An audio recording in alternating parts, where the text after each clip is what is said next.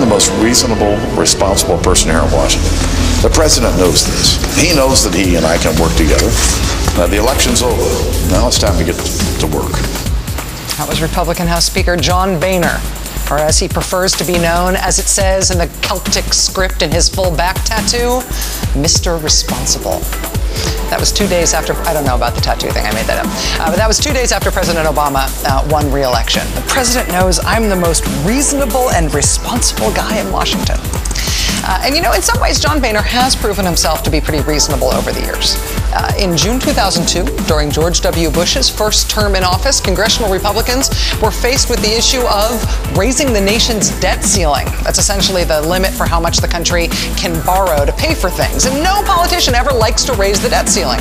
Nobody likes to think the country has to borrow money, but we do. And so in June 2002, when that debt ceiling vote came up, as it inevitably does, John Boehner voted yes. Let's do the responsible thing. Let's raise the debt ceiling. It's the responsible thing to do. 2 years later, November 2004, John Boehner voted to do it again. He voted again under President Bush to raise the debt ceiling. April 2005, at the start of George W. Bush's second term, John Boehner again votes in favor of raising the debt ceiling. No matter how philosophically opposed you might be to borrowing money, however distasteful it is to you ideologically, everybody realizes that as long as we are borrowing money, not raising the debt ceiling, defaulting on our debt would be a very irresponsible thing to do. It would be a disaster for the country. Everybody realizes that. Mr. Responsible himself, John Boehner, realizes that. He says so. Do you agree with administration officials and other economists that defaulting on the full faith and credit of the United States would be a financial disaster? That would be a financial disaster, not only for our country, but for the worldwide economy. So defaulting on the full faith and credit is unacceptable to you? I don't think it's a question that's even on the table. Failing to raise the debt ceiling is not even on the table. That's what John Boehner said last January. And yet, just a few months later, with that voting record and with that stated understanding of how bad it would be for this country to not raise the debt ceiling, there was John Boehner, leader of the congressional Republicans, threatening to not raise the debt ceiling, threatening default. After decades of voting to raise the debt ceiling, no questions asked under President Bush and under previous presidents, under President Obama, the Republicans decided they were not going to do it anymore. Right around this time last year, Republicans threatened to let the country go into default unless President Obama met their demands. They explicitly recognized that it would cause great harm to the country if we failed to raise the debt ceiling, but then they said they were happy to do that. They were willing to incur that harm, to inflict that harm on the country in order to get other stuff that they wanted. And in the end, those threats from Republicans did hurt the country. For the first time in our history, the United States, because of that brinksmanship, lost our perfect AAA credit rating. Because of those shenanigans, the ratings agency Standard & Poor's downgraded the U.S. credit rating, meaning that we would have to pay more interest on money we wanted to borrow. This is something that had never happened before in American history. And this was not a natural occurrence. This was a choice that one side made to cause that problem, after they had decided for decades under other presidents that that problem should be avoided.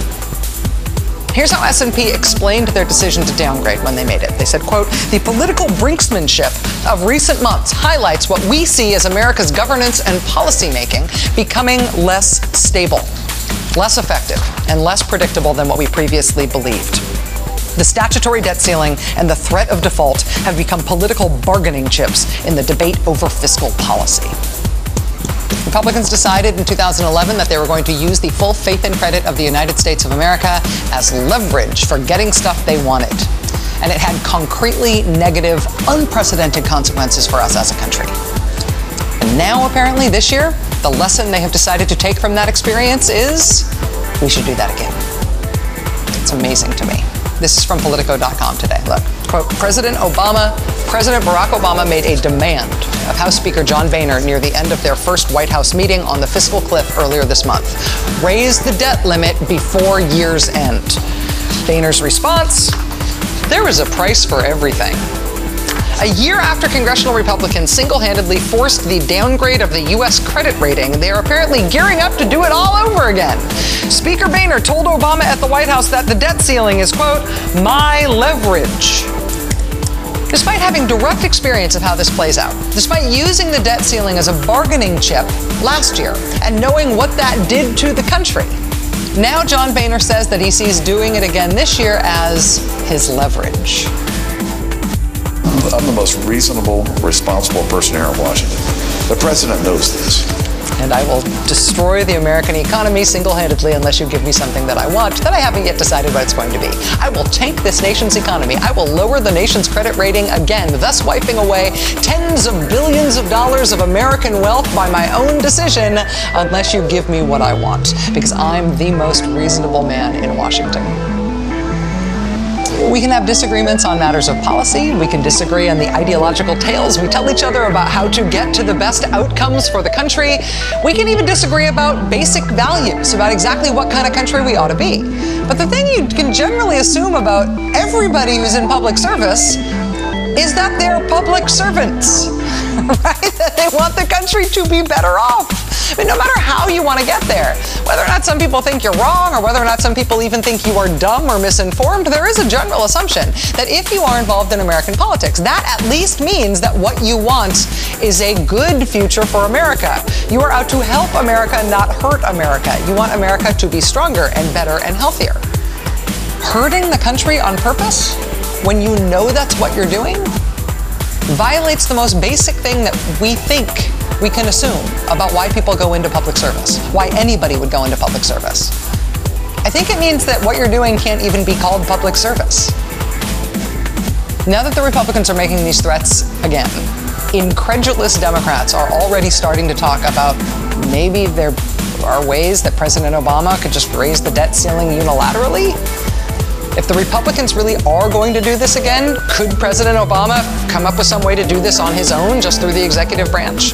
It is hard to believe that the president would try that, but it is not more hard to believe than the fact that he may ultimately be forced to try it because the Republicans are holding the economy at gunpoint and seem perfectly willing to pull the trigger.